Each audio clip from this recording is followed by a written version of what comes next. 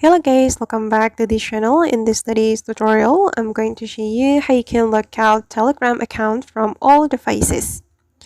Okay, let's get into it guys. Here I have opened my phone, and first of all, I'm going to open up my Telegram application. Once we have opened the Telegram application, we can go to the Telegram setting.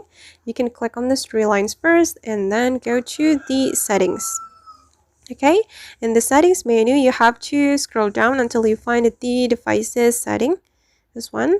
And then if you want to look out your Telegram account from all devices you have logged into at once, you can click on this option, terminate all other sessions, and you can click on terminate. And after that, your Telegram account will be automatically logged out from all devices.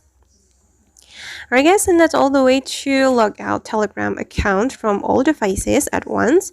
I hope this tutorial will be useful for you. Thank you so much for watching. And if you found this tutorial useful, don't forget to like, comment, share, and also subscribe to this channel. See you in the next video.